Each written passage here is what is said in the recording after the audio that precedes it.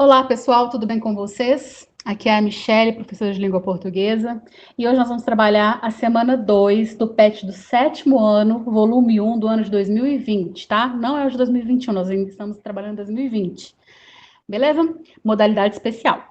Bom, vamos começar então. Atividade 1, releia o trecho da notícia.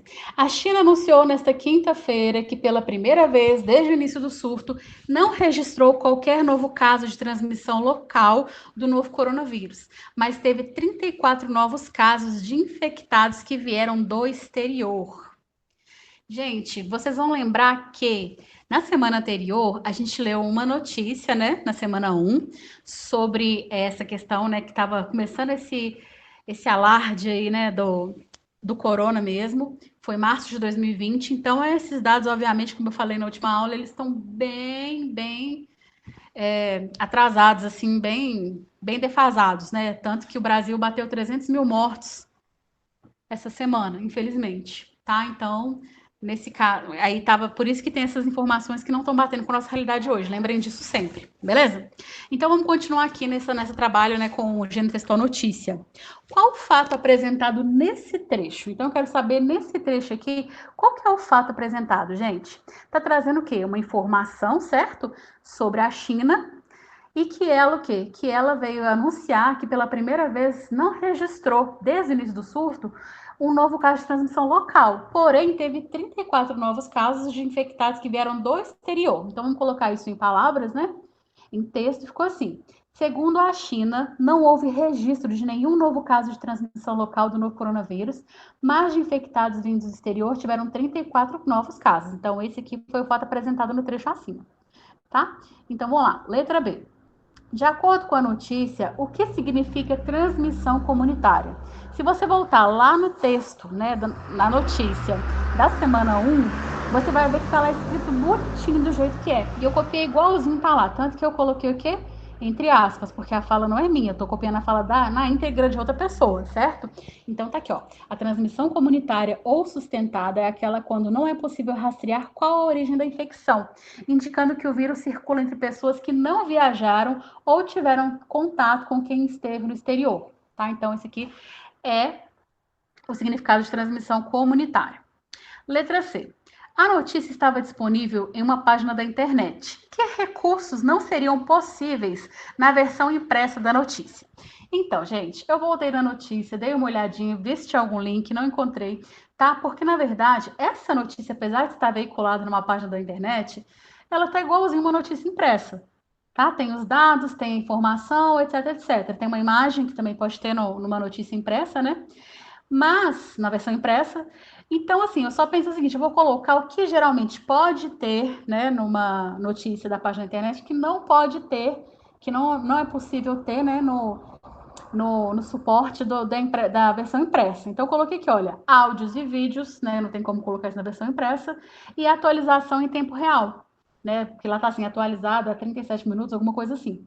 Tá? Então, pode colocar isso aí, áudios e vídeos, atualização em tempo real. Apesar que nesse caso ali, tá idêntico a uma notícia da versão impressa mesmo, tá? Não usa nenhum desses recursos aqui de áudio e vídeo, por exemplo. Certo? Então, vamos lá. Atividade 2. Observe o trecho. Os países apliquem testes em massa para descobrir quem está infectado e isolar esses pacientes para achatar a curva da disseminação da doença Covid-19. Explique o emprego das aspas no trecho acima. Primeiro, gente, se você voltar lá no texto, você vai ver que não está esse pedação todo em aspas, não. Com aspas, não, tá? Entre aspas, não.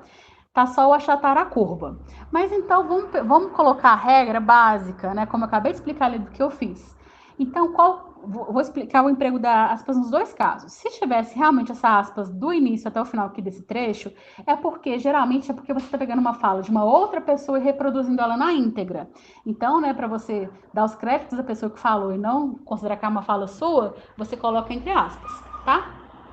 Agora, se eu fosse pensar, analisar só o achatar a curva, eu colocaria que é uma expressão, né? A gente chama de jargão, né? Que geralmente é uma expressão utilizada por algum grupo, por gente que tem algum tipo de convívio, alguma coisa em comum. Então, como que ficaria essa resposta aqui? Olha, usa-se aspas quando o texto é copiado da fala ou de um texto de outra pessoa.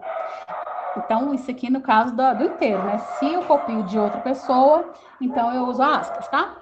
E agora, no caso da achatar a curva, eu coloquei. A expressão achatar a curva também veio, entre aspas, por se tratar de um jargão, um termo específico de determinado grupo. No caso aqui, deixa eu abrir aqui para vocês verem. No caso, quem utiliza esse jargão, né, achatar a curva, são os estudiosos, os infectologistas, as pessoas que estão aí diretamente ligadas, né, em buscar uma solução para esse problema que é o Covid-19, a Covid-19, ok? Então, ficou basicamente essa resposta. Deixa eu voltar aqui para quem vai precisar olhar, né? Então, repetindo, usa-se aspas quando o texto é copiado da fala ou de um texto de outra pessoa. E a expressão achatar a curva também vem entre aspas por se tratar de um jargão, um termo específico de determinado grupo, no caso, estudiosos infectologistas. Beleza, gente? Pessoal, quando eu estiver gravando com vocês, às vezes vai acontecer isso, né? Trabalhar em casa é cachorro latindo, é menino chorando, é carro do ovo passando, tá? Então, relevem isso aí, por favor. Atividade número 3. Qual tempo verbal foi empregado e que efeito de sentido ele provocou no texto? Bom, então vamos voltar aqui. Eu acredito que ele está falando o quê? Do trecho, né? Desse trecho aqui. Observe o trecho. Então, nesse trecho aqui, a gente tem. Deixa eu marcar aqui, uma cor diferente. A gente tem o verbo apliquem, certo? E vários outros verbos, mas ele aqui que eu acho que vai trazer, vai dar esse direcionamento, esse norte aqui. Então, os países apliquem testes em massa para descobrir quem está infectado e isolar esses pacientes para achatar a curva. Nanana. Então, gente, nesse caso aqui, está no tempo presente, certo? E o modo indicativo, e o modo verbal é o modo subjuntivo. Então, nesse trecho aqui, né, em qual tempo verbal está? No presente do modo subjuntivo, presente do subjuntivo que a gente chama, certo? Então, por que foi colocado dessa maneira? Deixa eu só voltar aqui que eu fiz bobagem. Ok, voltou.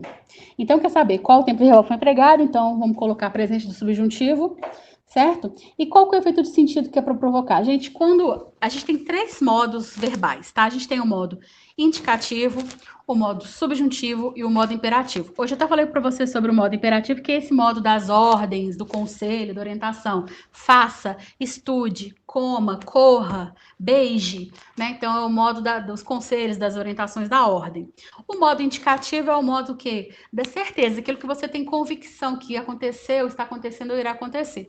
E o modo subjuntivo é o modo das possibilidades, tá? Então pode ser que aconteça, né? Tem que existir um movimento para que aconteça aquilo ali. Então quando eu falo apliquem, está no modo subjuntivo, porque não foi aplicado de fato ainda, tá? A ideia é que aconteça. Então o que tá na ideia, tá no campo das possibilidades, tá?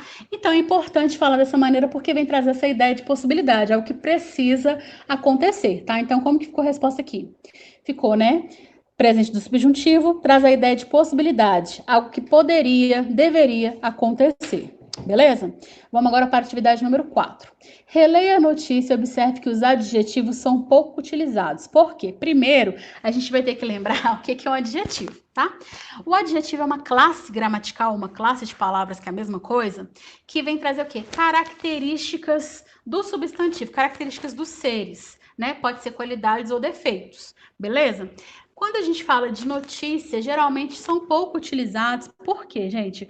Porque você caracterizar um ser, você está dando o quê? A sua opinião sobre ele, geralmente. Então, a notícia, como é um gênero mais imparcial, né? Ou na maioria das vezes procura ser um gênero mais imparcial, a gente evita ficar enchendo de adjetivos, né, os termos, o assunto, enfim, para ficar mais imparcial, para não ter a opinião pessoal e também para fazer com que o texto seja mais objetivo, tá? Então, como que ficou a nossa resposta aqui? Olha, Por que então é utilizado poucos adjetivos? Para que a notícia fique mais objetiva e sem a opinião pessoal do jornalista, tá? Para que a notícia fique mais objetiva e sem a opinião pessoal do jornalista.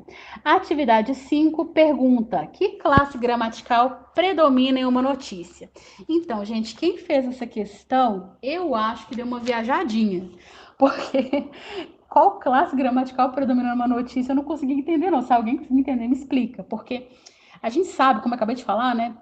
Classe gramatical, classe de palavras são conjuntos, né, de palavras que têm alguma característica próxima ou parecida. Por exemplo, o adjetivo é uma classe gramatical, o verbo é outra classe gramatical, os substantivos é outra, o artigo, numeral, etc. Entendeu? Preposição.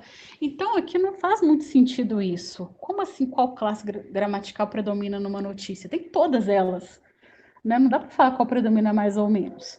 Se a gente quiser dar uma resposta aqui, a gente pode falar de repente que é o verbo pela questão da ação. A pessoa está descrevendo uma ação. Mas eu acho que a pergunta foi mal escrita mesmo, sinceramente falando, tá? Nesse caso aqui, qual seria a coisa mais lógica de ter se perguntado? Qual é o tipo de linguagem predominante em uma notícia? Né? Faria mais sentido, porque geralmente uma notícia, né, até pelo meio onde que ela é veiculada, ela vem sempre na norma culta padrão, que é aquela coisa mais formal mesmo, né? Menos coloquial. Então, essa atividade, essas 5 aqui ficou meio estranha. Então, eu responderia o seguinte, tá? Eu coloquei que engloba todas as classes, principalmente as dos verbos, uma vez que relata as ações.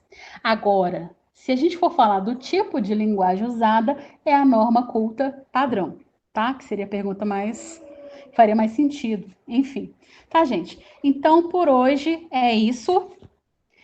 E eu espero que vocês tenham entendido, tá? Tudo. Qualquer dúvida, pode me procurar no particular para a gente conversar. E até a próxima semana. Tchauzinho para vocês.